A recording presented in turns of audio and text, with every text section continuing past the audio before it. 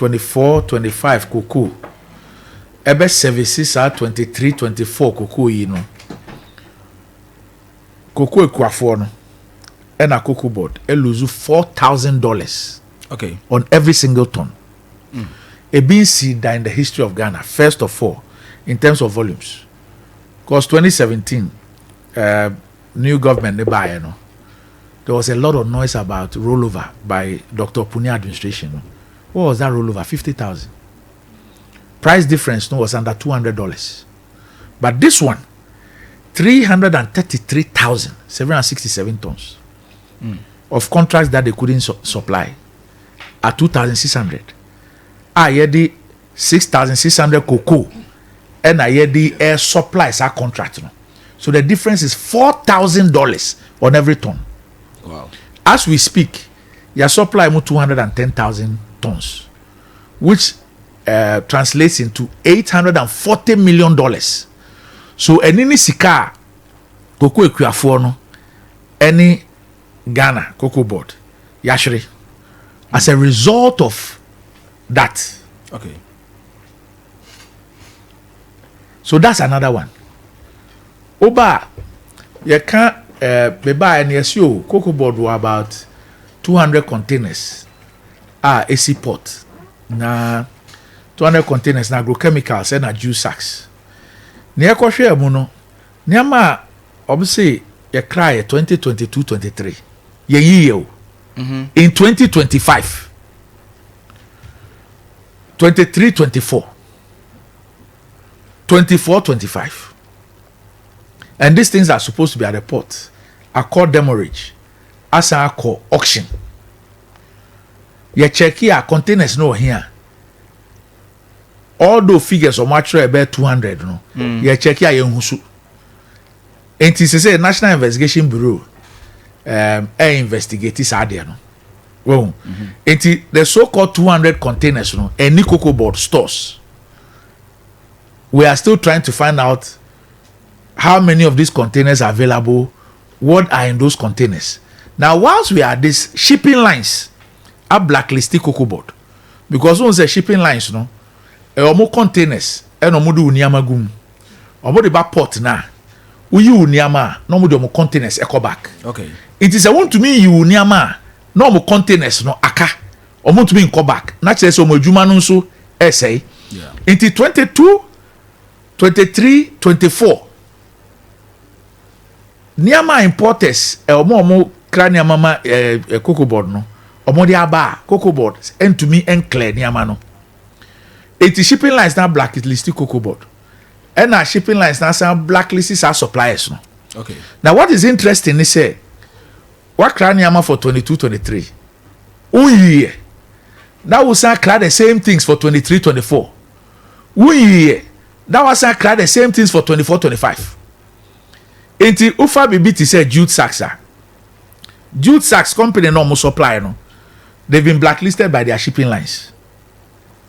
Omachro petition to us attaching all the documents no. Yeba say in one of the first meetings I'm here with the shipping lines to plead with them, to explain to them what the issue, to tell them about how in Shisha Ede Tuhwa Sanyamanu NCBO and to get them to also continue to do business with suppliers, no, because we'll continue to grow cocoa, yeah, and we'll continue to need agrochemicals, the fertilizers, and everything, and the sacks and all that. Now, into sacks are who imported 2 years ago. 1 year, they were imported this year. 1 year, only for us to find out to say, no, no, say before move free, so no. Omasa award the contract for sacks for 25-26. IS season na afe nieba be komu no. Omo award the ade no. What they did was that omo escrow your account e Ghana International Bank of London $48 million for that money to pay for the 25-26 sacks. It is sacks na badada no. Wonko yiye. Now so sign contract 25-26. At the tabo or whatever. I hope my tree is correct on that one. What the tabo eto so say $48 million of COCOBOD Sikano, and no young fan to special account mo to service the contract for 25-26. Meanwhile, there were 2 previous years, no. A year, shipping lines, or more blacklisted supplier.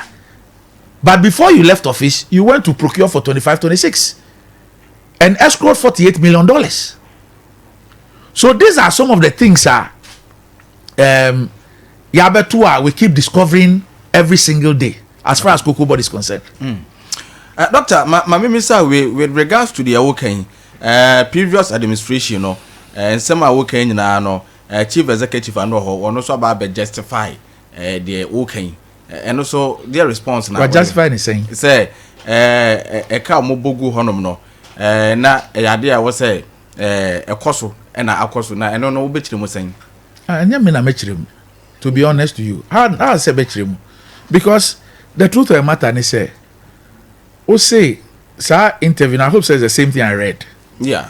Me can be so say mobile no na syndicated loan na sikano asa enti also mo kope busu 1.4 billion. Yeah. Na 1.4 billion no na omuntua enti so basically they are not can say they had to go and look for 1.4 billion cedis. Yeah. Okay. Into 1.4 billion cedis. Any main friend is a car. Your friend is a car over 2 years. 1.4 billion. And I will corner. Wage at 33 billion. Into a car over 2 years, no. All the times 33. And I wage. And I also the save cocoa industry. You saving how? Say cocoa price equal form. And now okobo bushandi to cocoa farmer. And I say we are ding. And as I see new head office my COCOBOD. Okay. And now we see new warehouse my COCOBOD. And now we are doing who this can hear How I need to understand it. Because let me tell you something. Western North yeah. Western North was the number 1 as far as cocoa production was concerned. Western North owusu number 1 no. Yeah. Not because Ekuonaba wo ha no omunye jumadin and also omunim cocoa ne but swollen shoot SSVD are affecting most of farms no. And na COCOBOD I say okoji busia wo AFDB e dia ye sa farms yi SSVD no and na they from aged and moribund farms because the farms no from 25 to 30 years no na omo ho ne aba from we say ye eyi na sa busia no cocoa and editua busia no documenta COCOBOD edical parliament parliament approve your medical G loan no. Na yes here the $140 million ebe ye 156,000 hectares 156,000 hectares of both diseased and moribund farms. 156,000 hectares. Now sa loan no 140 million for SSVD farms no. Okay. And about 83 million for moribund farms no. Into kabomua $223 million. And loan no yes ye the 156,000 hectares of farms no. Now in this loan agreement there was also $40 million for irrigation. COCOBOD esa call Asia AFD before a presentation say irrigation no enye jumanti omu allow omo no mfasa 40 million no enka rehabilitation there no. Okay. Into rehabilitation no now move from 223 to 263 million. Into irrigation 40 million yanye ya discount ko can rehabilitation. So $263 million. I see the year 156,000 hectares. Me no ka say farms are ye rehabilitation na ye the ama farmers 40,000 40,000 out of 156,000 no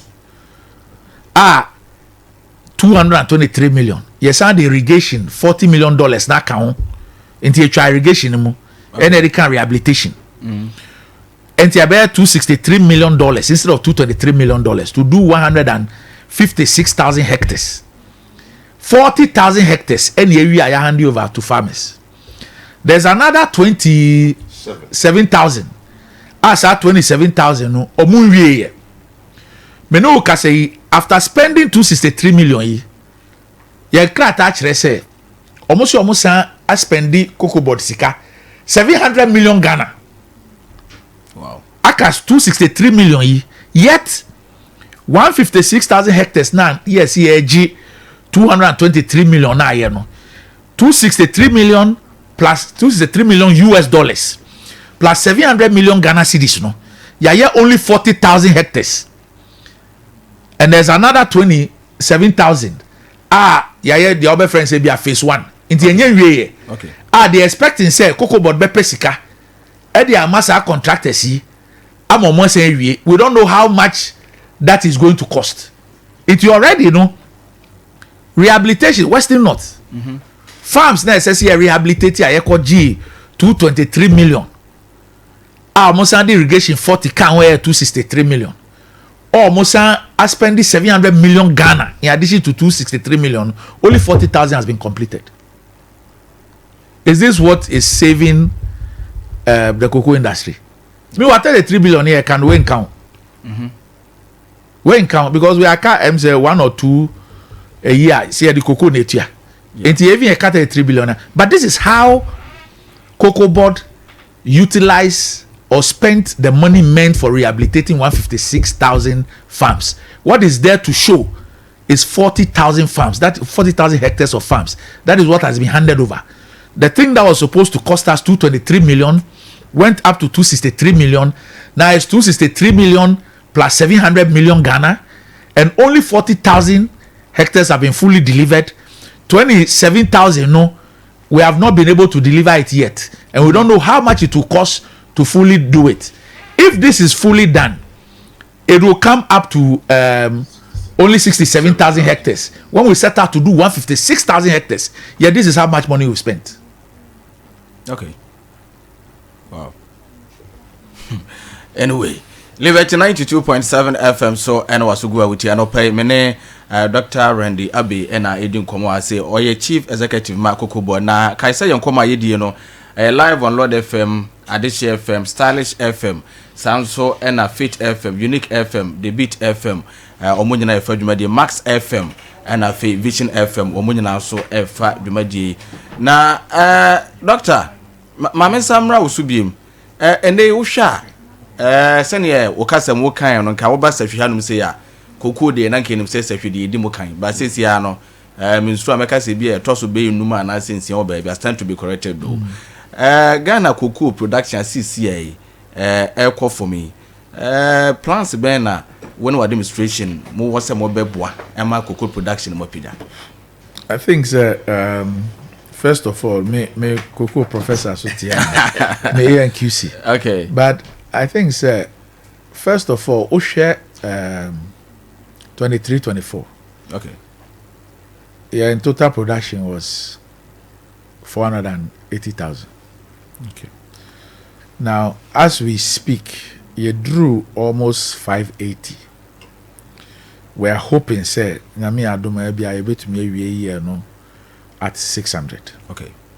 Okay. Now, I think, say, overall, no, for Ghana, you say swollen shoot are affecting data no suggests about 40% of the farmlands, and that's why I said say Western North seriously affected. Now there's also the issue of climate change. Into weather no usha most of your farms no your irrigation. Into na AFDB the no your irrigation share 40 million. And no call back say you to mean irrigation no. Into 40 million in rehabilitation no. Into that irrigation component no is gone. Until we are still relying on weather no. Until with climate change now, Titinu and him say Ghana 8 months rain, 4 months dry no. Say na sisa. So it's also creating a lot of problems. And Galamsey no so ne deɛ wɔ hɔ. Well, I'm saying affecting in many ways. Apart from the issue of say lands, air corner, there's also the issue of heavy metals. And because of that, Japan, European Union, and the others, they are all beginning to test for heavy metals. And that's also an issue. One of the things I hear who say no, why na say na omaba say or himfo na say ebusuafo e de omasase ama mining for cocoa no mo dwere. And there's something interesting about Ghana. Almost virtually baby a cocoa obi a no gold or inti enra say ye call atronsu no. Okay. No more can say about 3 hectares. 3,000 hectares of land. Omaba some bezo muji assassin refinery for bauxite. And as a country, we need to begin to ask ourselves critical questions and raise critical issues. Yeah. Because sebebia gold will be no mineral either gold and bauxite. You bet juri cocoa just for those minerals.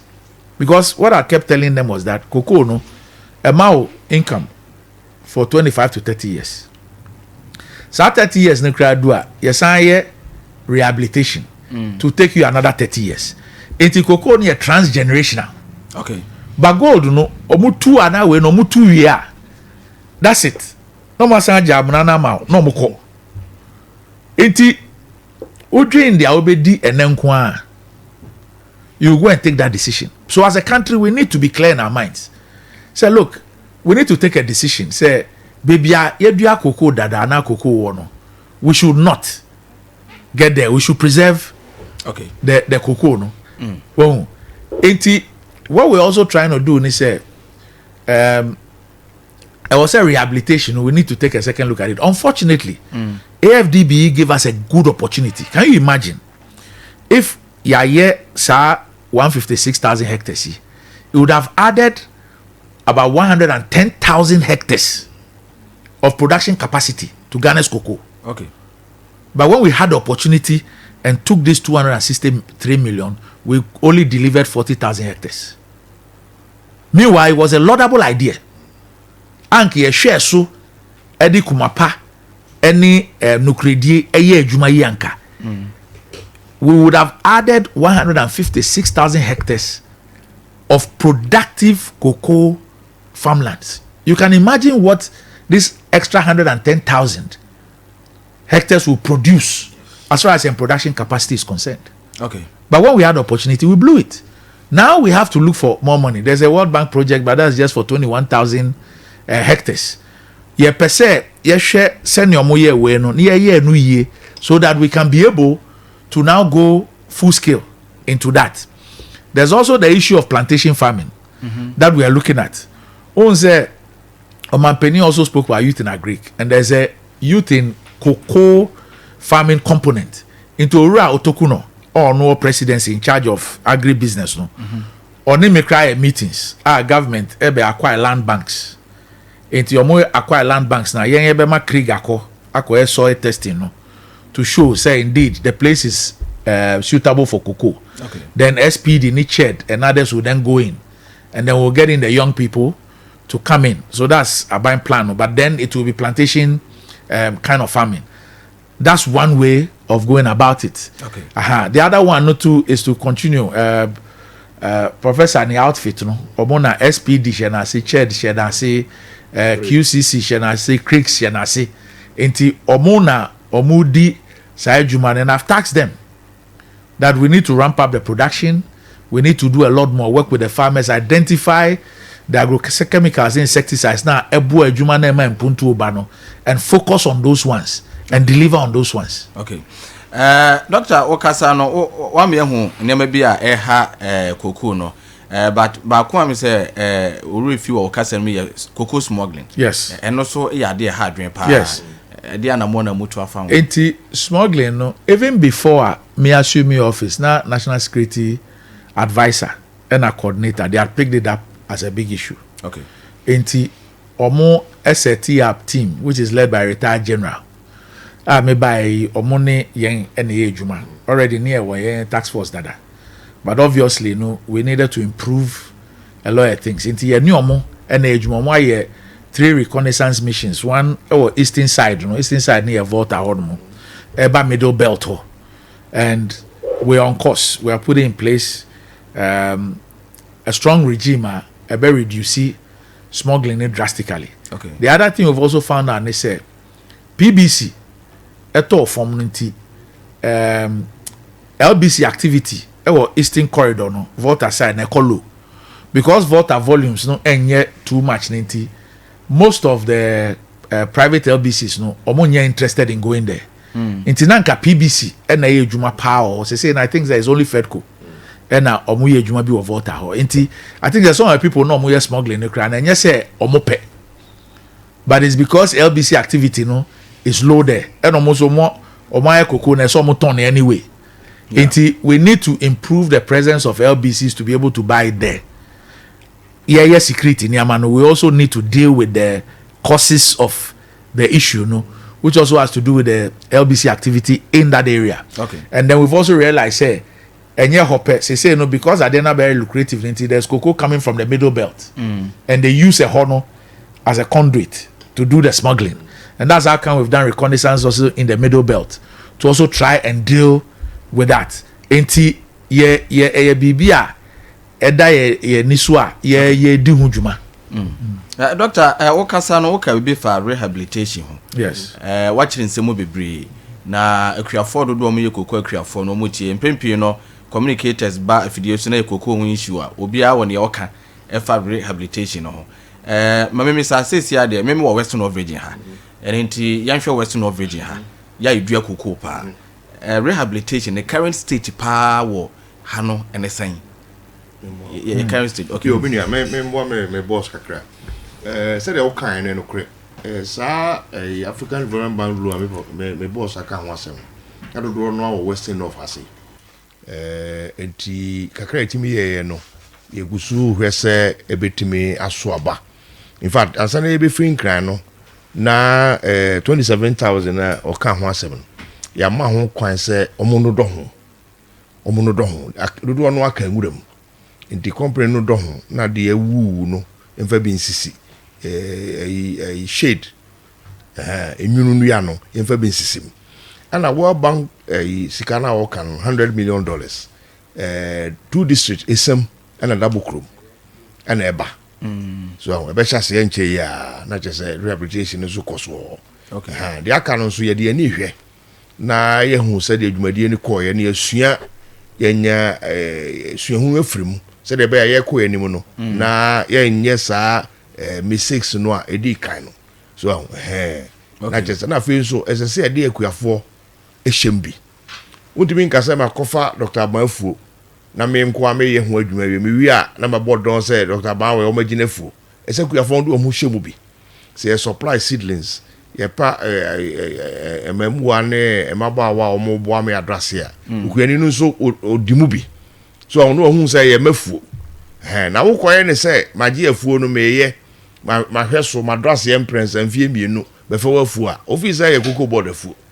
Okay. No so baby yeah hwe mindset okuane ne benya ne say once ya COCOBOD e ya ma media na no mo dia nto no emfa no ho biem but say kuane no ewu mu bia when we send dia nto obehwe so yi if a World Bank dia no ade ba ko wo mu say efo no ho adwuma nyina kuane ne beye. Okay. So I no be fa labor ne ade na ho ka no project na twia. Okay. But the twia mu ko ye no kuane ne ti baabi. Okay. Mpembebre na niema ne nyina COCOBOD na ya na everywhere because say on be so hand over phone na say hu ba bi kuane ne wo ubusa say kuane no omo free biye ahafo mu ne ba omo ko so this niema ne nyina niema bi hu ye say emwa. Okay. Ana fe info no a enye rehabilitation na say dada no e wo no say ye de niema shem inuro ba ne breso so ahu fe o ya asase ye ba ne breso a ebe ma de obenya wo ikaba ko no ebe ko nanim. Okay. So they make it. So kuani no say afuo no sika afiri mu ba no so a en la ya na se be obi de sika bi be dada na kakra na oje mu ama no. So inti extension ya shemu kenapa ya was extension for we ya do mo hapa eno ay call atronsu akuafo no aka say extension for no ye adwuma pa chief hwe no mo maba so. Okay. So ati ase inti no beba in fact you be fear crown near the edi kum akate no nam kwan so ba ebe so ha nyina okay anonom ewo ho okay so on ya asase ye wo ho ti ye hwe na ye no ne bremu a ebe ma abasoro okay so de obenya eka ba ko bi nse do bag ba ko no bi wonya na se numa na se nsia so na tesa ma na koso Mate, Dr. Francis Ban, Deputy Chief Executive ma COCOBOD, and I would take Kano National. So say, Jumedia which will Liberty FM, so no, yes, I live or Lord FM, Steffi Bequai, and I feel FM BBN, Stylish so BBN, and I Fit FM or Jonas, Unique FM or Bosomoy so, the Beat FM was sounding so, and Oko Inches Susua, Max FM, almost wafa Samsona, Vision, and so Debiso, almost so Afan Koma Yidi, UTV, Adum TV.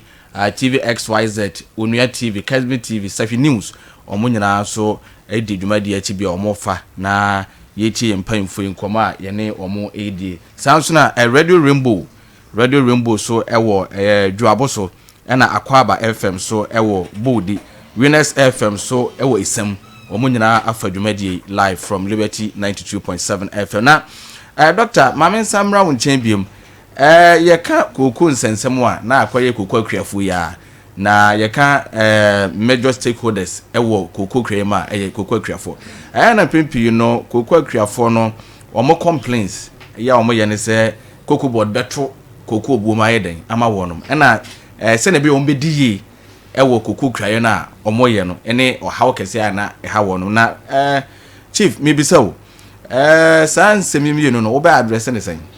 Well, first of all, no mudika, and they are more than right.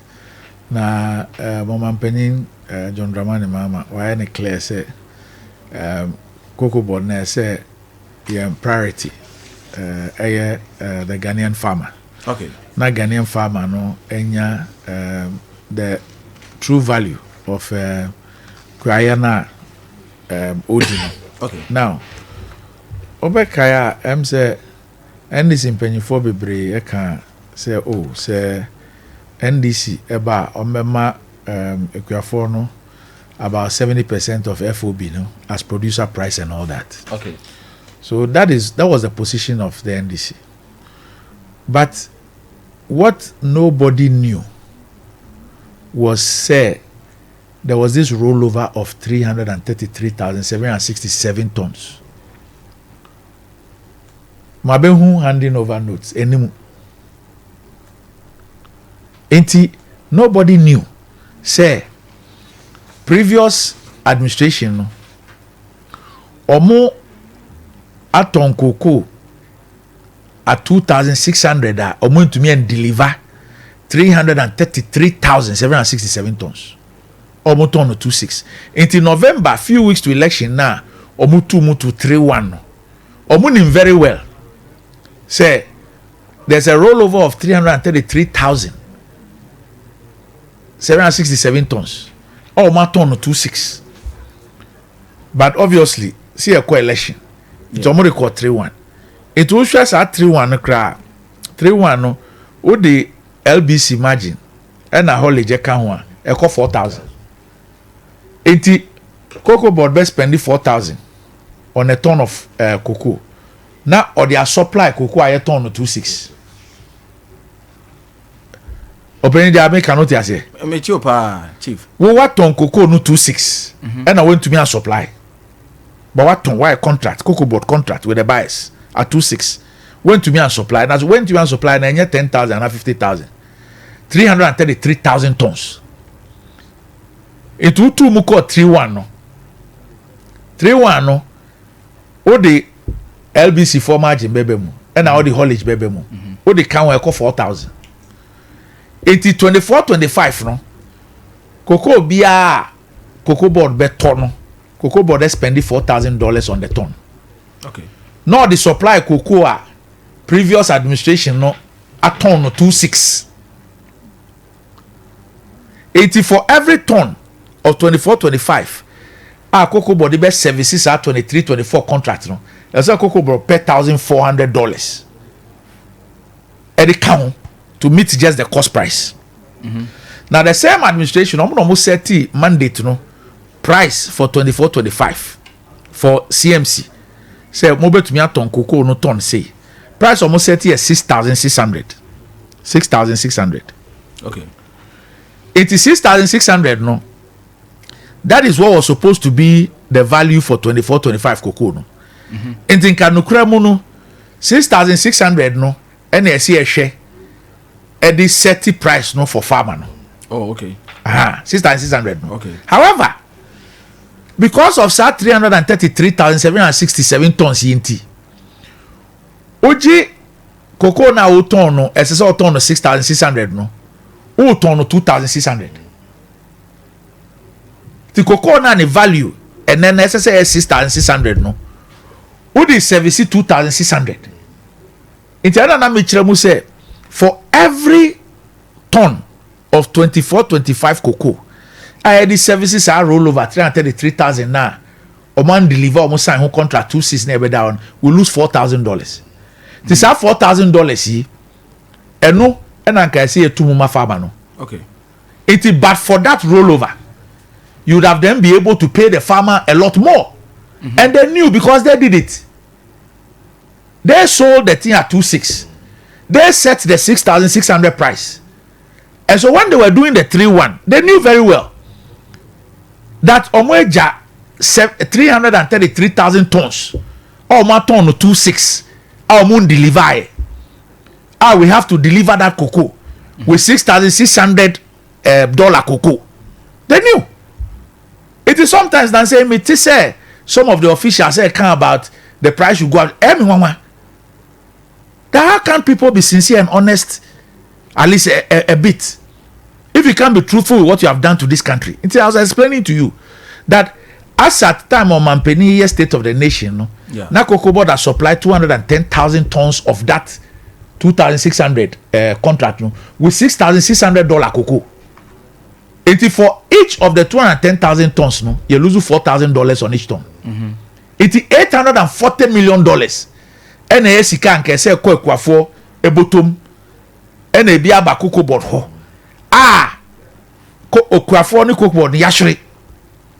Because of the decisions of these people, because of what they did, the actions.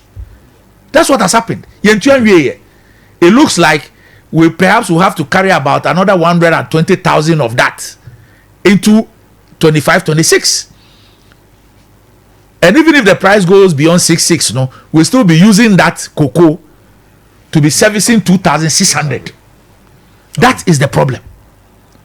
But Roman Peña can't actually me any finance minister say whatever be the case. August, Nyami Aduma, this year no season ye be in August. Nyami Aduma. Okay. Now August ne be season no. Ye be man new producer price. Okay. Despite all these challenges, but it's important that people get to know that adia ekosu nie adia ye betu ye nie adia ye dealing with any it we could have easily in the time and now in this in Pennyfor can say cocoa farmers should get more, cocoa farmers should get more. No, they were right, but no be an him say a tokroa amana ye tuesi honie. Okay. Because but for this rollover, all this it by the time ye be wie rollover contracts na cocoa Ekuonaba no largely and that COCOBOD would have lost $1.4 billion, not because cocoa price are falling, but because Obiko sign contracts only sa cocoa or sign contracts only sa cocoa. Why is our rollover? And I can say and see that in the issue of COCOBOD, Dr. Barnett here no a cocoa ejuma all his life. Yeah. And see that whether it is about volumes, whether it's about price difference, me share data now. Me who price difference be a every $200 that in terms of rollover $200. Me who be that. Okay. Me who rollover be a every 140,000 or say 130,000 that. And even when you have those volumes now, mostly it's about 90% light crop, which is discounted. So this is the state of cocoa industry in COCOBOD. Okay. Doctor, okasem no, oka rollover. rollover. Hano indigenous now I send do na akwe cocoa akrafo nti me pese rollover no. Mami explaining now. No one chase. Mami explaining now. Okay. Enti on say for 32 years. Yeah. Na COCOBOD ye bibi a friend syndicated loan. Enti se cocoa season in beba. Ye call banks ho. E ko pe busuan de betu to cocoa no. Okay. Okay. Now, enti be a banks be 3 4 on together and 1 2 on together to provide loan no. Now, baby ana Dr. Bawa friend research no. Omo ye bibi friend crop forecast. Enti omo be forecasting and say me try me forecast for 25-26. Okay. Enti omo be forecast na be can say for 25-26 season no, you expect to say you benya 650,000 tons. Into omuka say bia betumi enya 650,000 tons now. That is the crop forecast for 25-26. Now omuka sanswa then you wo omo any CMC na ton cocoa no, they deal with the buyers. Okay. They trade. So most beka so expected average of price no for cocoa no yam fan say $6,000. Enti omuka say $6,000 na COCOBOD atransi akaso bia 650,000 any they are expecting price $6,000. Okay. Ebia e was here the 30,000 tons etua bui loan. E was here the 30,000 tons etua AFDB loan. Enti when mo brofo beka said they encumbered ya sign contracts a ye this cocoa no and securitize ye ditua. Okay, not just say cocoa no ye do kutua sa aka no. Yes. Contract na. Yeah, bui loan na cocoa. Okay. And AFDB na make rehabilitation no and also ye cocoa. Okay. Enti say fans omuka say 650 a. Maybe that say enti bui no 25-26 no how many tons any ebe settle bui loan no. Ti fans say 30,000 ni etie free mu. AFDB I almost another 30,000 near tier free mu. Naturally Zakaya say 590. Yeah. The 590 no ni akaso okay. CMC ye mamu mandate say munya forward sale. Mun koton let's say 500,000 at $6,000. Into on the basis of this no CMC for no will now go to the buyers. Say ye ton ye 25-26 cocoa. $6,000 a ton. You have 500,000 tons available. Into your money buys, you sign contract. Into be better 50,000, or be 20, or be 100, or be 60, or be 40, or be 12. To mo yes contract in area. No more the abako COCOBOD say you can sign contracts 500,000 tons no. Send you much contracts in there. It is our contract no. Any the core banks no mo yes syndicated loan or member loan no. It is contracts in the collateral. Okay. This are contracts in the banks in Beji. So COCOBOD will contract to say obe supply 500,000 tons.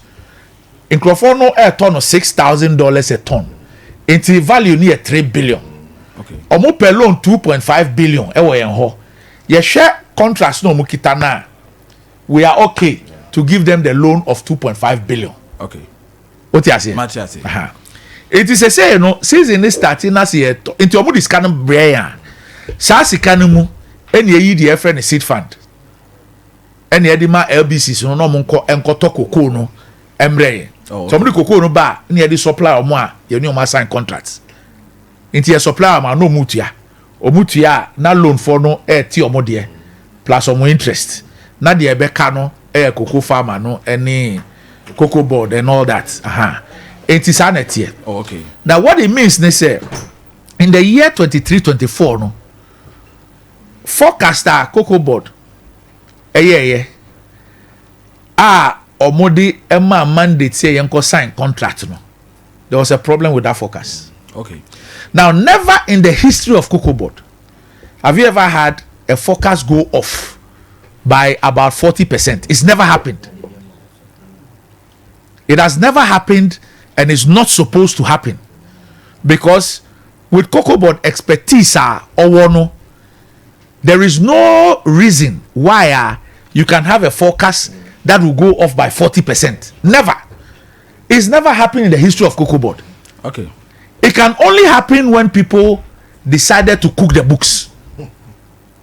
cook the books no meaning say unim pefe say on the basis of your performance in the last 2 seasons and the correct forecast no there's no way you are going to achieve that crop forecast but because now uhia upe sa volume no enti no uye to say bia o may forecast here 800,000 ube kaya sa year no COCOBOD your mo crop forecast no there were a lot of people who said that it is not feasible, it's not possible. Now we share COCOBOD last 2 years performance they cannot say they are going to do 800,000 in the course of the year. COCOBOD reviewed the forecast until you gave this forecast and then you got CMC to go and sign the contracts at $2,600 and you couldn't deliver 333,000. So forecast no a core of 5%, 3%. We can understand it because it is not exact. But you cannot have a forecast that goes off by 40%. And then straight up, the price goes from 26 to 66. And you have to service 333,000 tons. Not 3,000 tons. Yeah. So by that decision that they made in 23-24, no, the Ghanaian cocoa farmer and COCOBOD is going to lose $1.4 billion. Enti I hope say rollover no machiremu. Yeah. Enti o sign here no. You were supposed to deliver contract now sign here no. My sign contract. Many was sign contract. Mema away in this particular year. Enti I was say me supply cocoa no ma. Because ya can bo. Ya print bo so. Ya print quantity so. Enti wo de any say wo twen. Na ma deliver quantity amount. Na we tua me sika. I finish soon here no went to me and deliver. Me dey me no contract. Enti me twa me cocoa. Now following year na say all the cocoa no ma me no price na kosoro. But me dey only me assign contract. Enti fa me cocoa bre me. Enti say no ekuafo na ono abre awaye edwuma na o twen say prices be kosoro no so be benefit no. Because of action ade a okoye enti no. Price na kosoro no ntumi nya ho mfaso because kwa na odi no any cocoa na ode ba no wo wakoton no 2,600 dada enti price na kosoro a ese so no benefit no wo de ne mfifire no etua ade a okoye. Okay. So that's what I explained say but for that 66. If you are even going to give the farmer 60% of that, that should give you about some 4,000. Yeah. Yes. It's your one casano. How come say Omuma Monday 66, but Omo the price no call 3-1? 3-1 is 66. Is it not less than 50%? Yeah. So how come so Omuma Monday 66, but yet November no they increase the price to 3-1? When in October or August when the season was opened, they were selling at 66 and they waited. They couldn't increase it a few weeks to election. Normally called 3-1 when they had given a mandate for it to be sold at 66. It's a nuclear homonie. Okay. And it's important say yebemo bia ehu ati ase but say na me catch o no man penin Dramani Mahama waka kire finance minister waka kire me. So whatever be the case no August na ye open season for 25-26 no there should be a new producer price. Okay. And I can tell you say there will be a new producer price. Nyame ya duma August na ye bi cocoa no. Yes, ye be August. Ebo foforo beba. Yes. Okay. Yes. Ya akuafo ni beje bo. Oh yes. Oh yes. Okay. Oh yes. Esa akuafo mo bre nye kwa. There be. On be sere. There be. But ye person mo ti ase say de ntia ye wo bebia ye wo no eye de si and I'm saying say ye nya nwie ye. Because 333,000 no enya ade ebe to be a service because see said this year nyame adom na to me 600,000 ekra. Okay. Do you know what it means? What it means they say about 57% of cocoa ye be 224-25 no. Nanka inke ye service ni nyina na kire se inke ye di over about 57% of 24-25 cocoa ko tua 23-24 no ton 26 no. Can you imagine? More than half. It is a say near about 210. It looks like we'll carry 120 forward, which will impact, and then hopefully, by 26, 27, now ABI to me are clear. So this is the situation. Okay. Wow. Doctor, for Kakraso Sumai. Yo, the back catcher penny for Kuya and anom no say, Omonka come at home yam. Na emwabia COCOBOD ye nim sese ye said ye beya do kuyani bia so onye free na asase onya no ye beye say ye emwa extension for the bema wo say ye oya asase ye say ye enura ekum anonom de kum akate ni nyina dodo no sese ba western north ene ba bia ye kokoo bia ebeba sra ye sre ne say se won saka san roi anase fertilizer ya fakoye adwuma nso na hyase wo patamu a eye adwuma na agese ebema kokoo na ba so se de me boss o kan August nyame yadomo a ebo foforo beba na ebo no ba na se diska beba bo jiso wo kokoo ana opa ne bebo se woni kokoo di a etum ko se de sa won ka ho yes anete benimfo se esurade eyefo a chichide de se mfa ne ho ha ndisa ukura bag baako a obenya bag baako sika ukura bag duah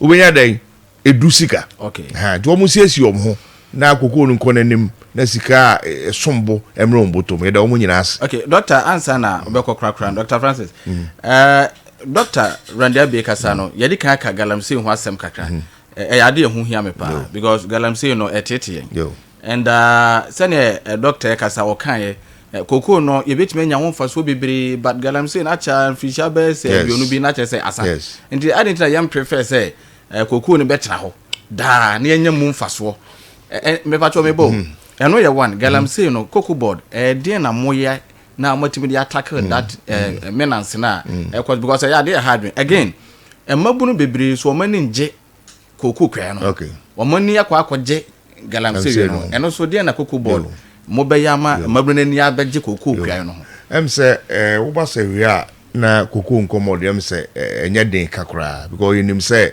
nkuro wa nyina dodo no akoko sika yes sir secondary school say wa nyina akoko sika mpanimfo ebo bra se de kanon nyina akoko sika nti yes say yetwe emaburu na dwen koju so se de me boss kai no se wo kokoo fu a mfie aduanu num ko aduasa ubedidi ho a na babre wakora ubetumi adane ani no wasa didi so mfie aduasa ne ade na fe so ye dwapade a ubetumi di agya chirima okay se wi ha ye kasa obi bo branya sika kokoo no di gya na chi what is obi di galamsey gya na chi da dabi hon common na se emiemu yi na se the chief ka no ma pani ese ni so se ye mwa emaburu no mutimi mra kokoo no kwa be de mpam bi ya na wo be se kokoo ase asase unsaka asase dia aka ni nyina COCOBOD bebo wo tute a wo hia na de asase nimdi a wo hia de be ma wo niam aka de a de ye kokoo nya de be ma wo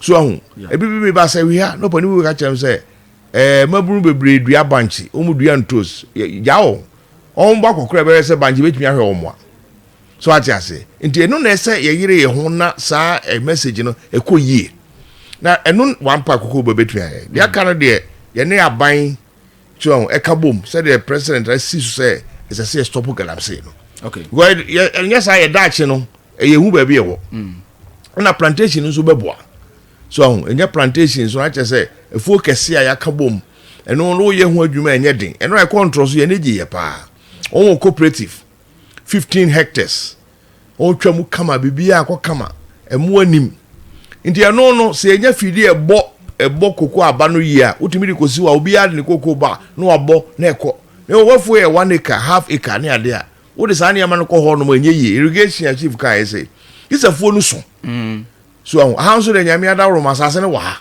so atiase nti hu common na se atwe emaburu adwen kuso ugo di galamsey nya na wunya de obedi na o kyena so e wo ba kokora de na betia obetia kutu amana nti sam message na esese na mo so ba fidie ya mo nkyere mabu no se daache kokoo mu ne wo enye galamsey mate Dr. Francis Ba Deputy Chief Executive COCOBOD medana sibebre na Mami Akanology stations ya omo efa yenkomo ina fei menko Dr. Randy Abbey hona yemfe ekomo no emra na wiye na Lord FM ewo sahwebe kwai omo fa dwumade bi from Liberty FM na adehye ene stylish ewo bibia ni Fit FM ewo Dwunase Unique FM ewo Bosomoy so Debit FM ewo sahwe asawen so sanso na stations in Kayeni bi enso eye Vision FM omo debi so Max FM wo enchi Radio Rainbow Dwabo so Akwaba FM anapa Akwaba Radio ewo Bodi and Awareness FM so isem TV stations no so ya UTV Adom TV TV XYZ Onua TV Kesbi TV and Ghananews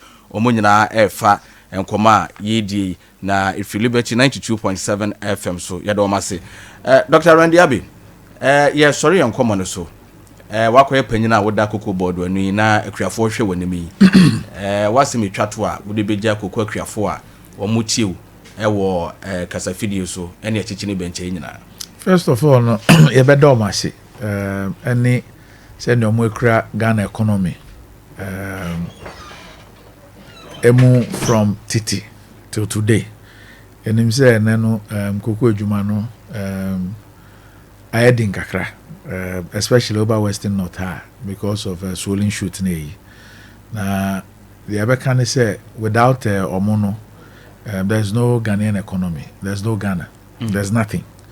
Inti ye do mo ase nso ne ye hwo mo nkra na ye mo ahwemu say yaba no ye ne omo na ebedi dwuma enu nti na metu me nan me ne me mpanimfo efrin kran me by first meeting I here was with Kokoshi Ekuafo no omo umbrella organization me no mo shia twice. Okay. Ama President Mahama so any omo shia or Jubilee House and I'm sure mo boss meba round all the 7 cocoa regions no ma be hwe omo farms no many omo abedin kita ho ye tie from omo afutuo ni eyi omo fu say ya ishisha ya ebetumi abua adwuma no yenso bibia wo ho a wo se ema omo so ehuna omo so de ehye omo adwuma no ye be enti ye be do omo ase na ya show omo kran say ya ba no ye ba for omo nti na ye wo ha President Mama catch say the focus welfare of the farmer. Okay. The only thing is nka speed and ke be pese ye de be shase no because of the ayabetunity na wo se ye nyabu trek akra na ye tutu niama eye but we can assure themselves from August no niama ebe start I improve na ye ne omo na ebe adwuma no na ye gidi say we can work together na koko adwuma no atumpum. Okay, Dr. Randy Abbey, Chief Executive COCOBOD medo ase. Dr. Ba, what's me twato? Yo, say the me person aka ye da kuafo ase. Na ye momo rehye say ye ta omochi. Okay. Nti wo monko so nya nwubaden na ebe ye. Okay. Ne ma beba ama sika ba kuafo botom ama sahwi. Oba ha October. Me nim hapa oba ha free October e bie season no a wo se sahwi nie. Ya busuo bo dio how in the sabepe na ye hwe ni musa nyame be ya dom omo ebo mpa ya nyame ti omo mpa ni nsuo no nto nsuo no nto na akoko no enkona ye do mo nyina ase yenso ye damase bebre Liberty 92.7 FM so ena wasugu awutie no na enkoma idi ya no se the medical a kiremudi a kiremo no na enam Lord FM sahwebe kwai na enam so afiadehye FM ni stylish ewo bibia ni na Fit FM ewo Dwunase Unique FM Bosomoy so Debit FM ewo sahwe asawen so sanso na Max FM ewo enchi Vision FM ewo debi so Radio Rainbow Dwabo so Akwaba radio anapa Akwaba FM ewo Bodi na Awareness FM so ewo debi so omunyina efa nkoma anopai ye betwetwen yi TV stations ni UTV Adom TV TV XYZ Onua TV Kesbi TV na Afi News ye bedo omunyina asesa anopai omofa nkoma no emaye na Meda Chief Executive ase Dr. Randy Abbey say waje bre na oba region na no pay woni koko akriafo abedin komersanso na ne deputy Dr. Francis Banso meda na se bebre sa no pay wo mane akriafo abedin ko woni dia dia se menim say emrepam bre bi eni akiri Dr. Ba obesa ba ha na woni akriafo abedin ko Dr. yeda ma se bebre right ya tu adwuma die no so no pay